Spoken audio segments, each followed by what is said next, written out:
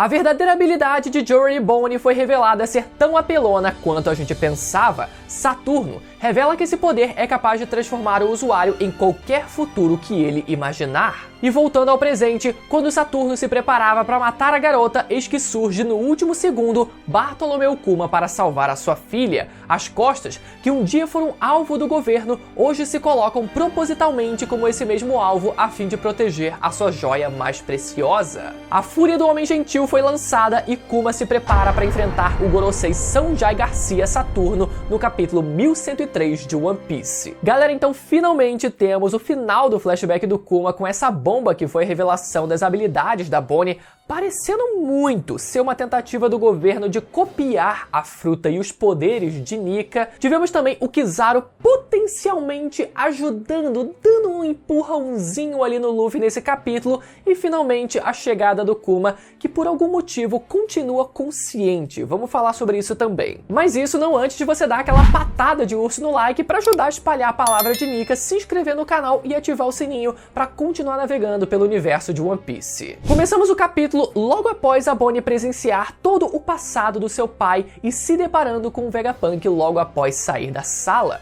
Vegapunk se mostra culpado por ter quebrado a promessa de impedir que a Bonnie soubesse de toda a verdade, mas ao invés da Bonnie culpar o Vegapunk por qualquer coisa que ele tenha feito, seja com o corpo do seu pai Kuma ou tentando esconder a verdade dela, ao invés da Bonnie tentar espancar o velho, como ela estava tentando fazer, ela o abraça e entende o motivo dele ter feito tudo aquilo. A sua raiva agora vai ser redirecionada para outra pessoa. Inclusive, nessa hora, a Bonnie ela retorna à sua forma original de criança, não só pela instabilidade emocional do momento, a gente pode dizer, mas por se sentir segura e à vontade na presença do Vegapunk e mostrar o seu lado mais frágil. E isso abre uma brecha para uma sequência muito bonita, porque logo depois da Bonnie voltar à sua forma de criança, o Vegapunk mostra um presente feito pelo Kuma e guardado pelo Vegapunk para que ela recebesse no seu aniversário de 10 anos de idade. Tudo bem, né, que agora ela já tem 12 anos, mas o fato dela aparecer como criança nesse momento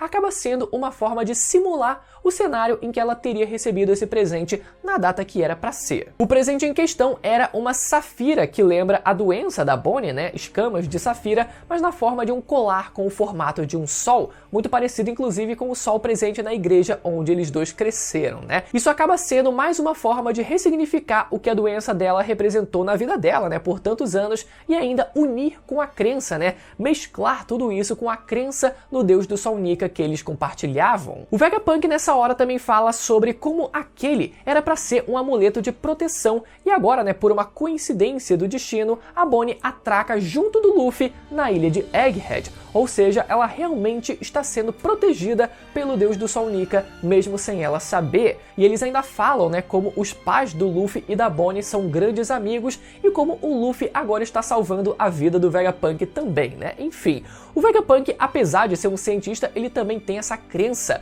muito grande no destino, né? Ele também falou isso mais de uma vez. Finalmente voltamos ao presente, ainda com o Saturno na sua forma híbrida, segurando a Bonnie com as suas mãos. Tanto os clones do Vegapunk quanto o bando do Luffy continuam paralisados, mas o Luffy, por algum motivo, ainda consegue se mexer, tanto que a gente vê ele devorando um monte de comida, né, mais adiante no capítulo. Pode ser que esse poder do Saturno não se aplique ao Luffy por conta da sua fruta de Nika, que fornece uma liberdade tão grande para o Luffy que poderia acabar funcionando como um counter da paralisia do Saturno, ou a segunda opção pode ser por uma regra mais simples e prática. Por exemplo, caso o Saturno ele quisesse paralisar o Luffy ou qualquer outra pessoa que seja, ele precisaria cancelar o comando de paralisia já estabelecido antes. Isso a gente precisa esperar para ver, mas de qualquer forma, os poderes do Saturno e provavelmente, né, de todos os Goroseis são simplesmente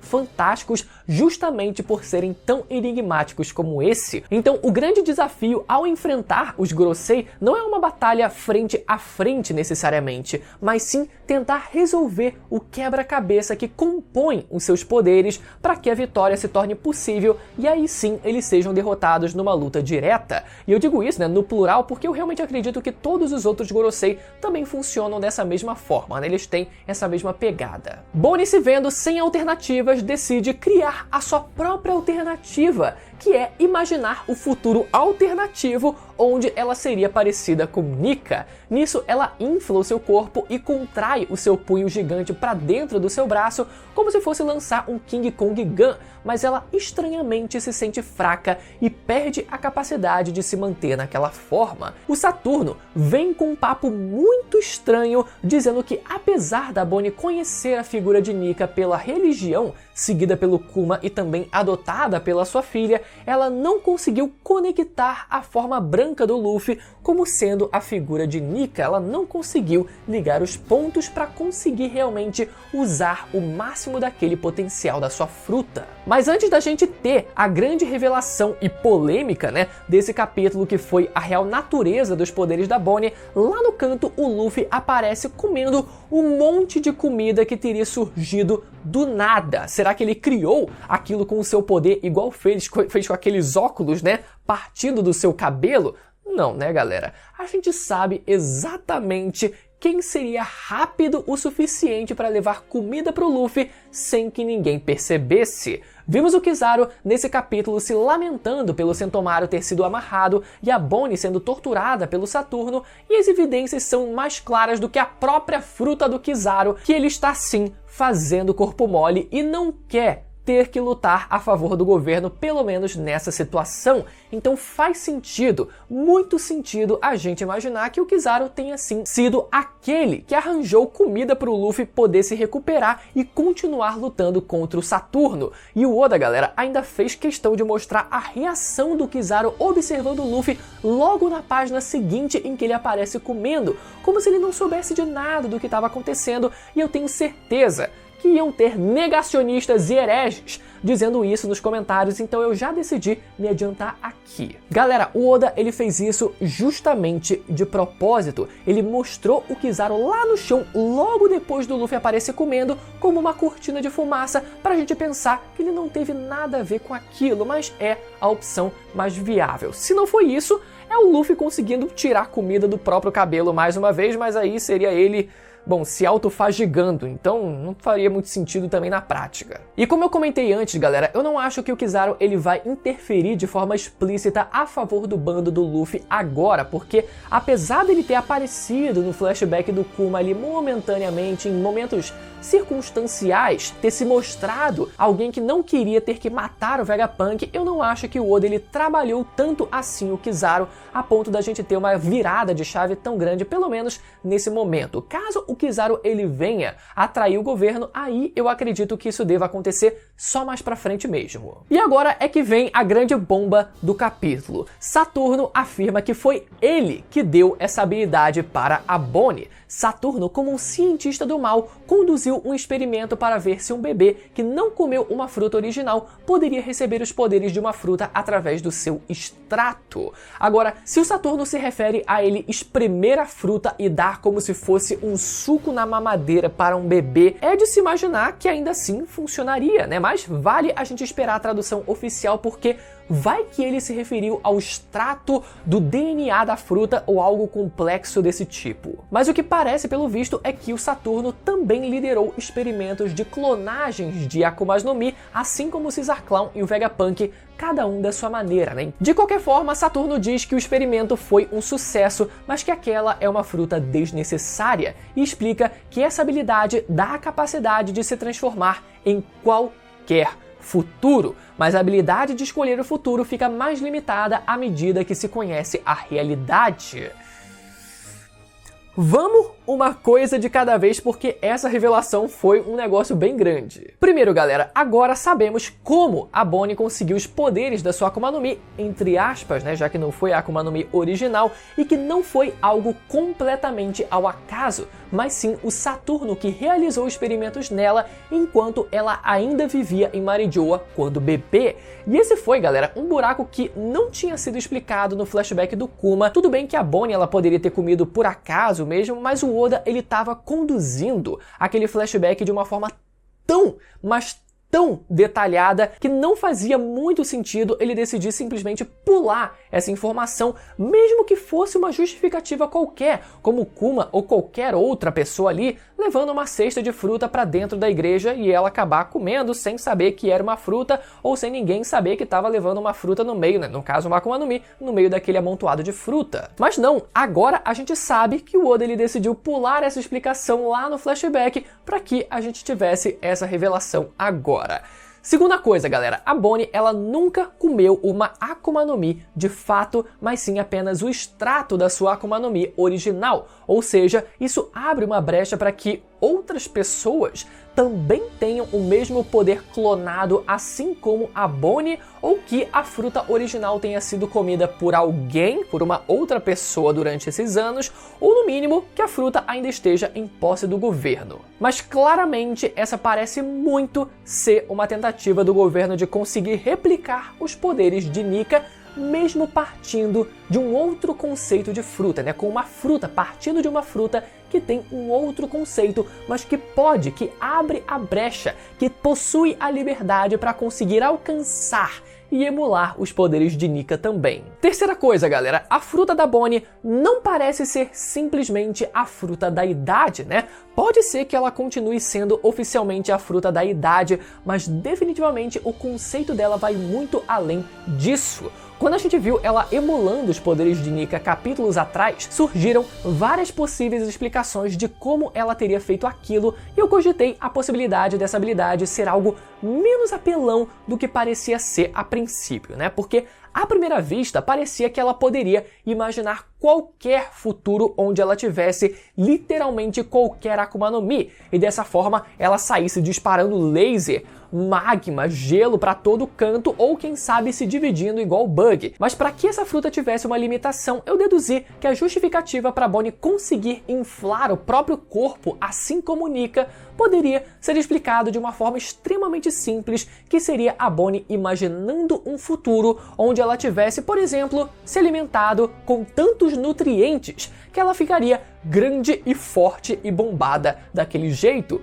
Uma justificativa simples e engraçada como é a cara do Oda. Então a limitação que eu imaginei para Bonnie a princípio seria ela só conseguir emular formas que poderiam ter alguma justificativa mais crível como essa, ainda que fosse uma justificativa simples. Na verdade, se esse fosse o caso, a gente até poderia imaginar ela emulando os poderes do Bug, com ela, quem sabe, imaginando um futuro onde ela seria cortada em pedaços, por exemplo. Imagine um futuro onde eu fui completamente despedaçada em algum acidente. Ploc!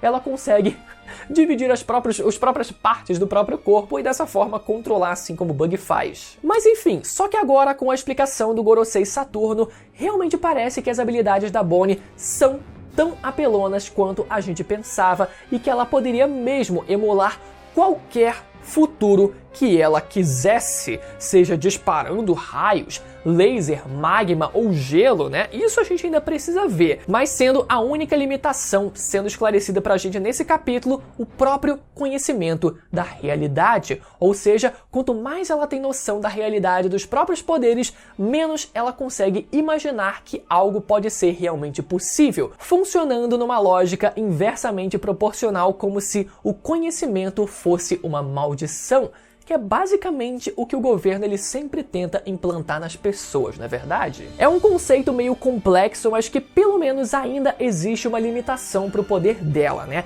A gente só não sabe se isso se restringe à capacidade física dela ou se ela também realmente poderia imaginar que ela estaria num futuro soltando tiro de laser pelos olhos e conseguiria fazer aquilo também. Agora, só o que eu acho é que o Oda ele precisa tomar um pouco de cuidado para não acabar banalizando essas mudanças nos conceitos das frutas da forma como a gente já conhecia elas antes. A fruta do Luffy abriu esse precedente e a gente já espera que isso também aconteça com a fruta das trevas, que é a única suposta logia que ainda deixa o corpo do usuário vulnerável a ataques comuns. Então o meu único receio é que o Oda ele se empolgue demais e acabe fazendo uma série, um monte de retcon no conceito de um monte de fruta só porque ele achou maneiro. E no caso da Bonnie, teoricamente não tinha tanta necessidade assim, né? Na verdade, foi mais uma vontade do Oda em querer aproximar a imagem da Bonnie com a imagem de Nika, tanto que o que deve acontecer daqui a pouco é o Luffy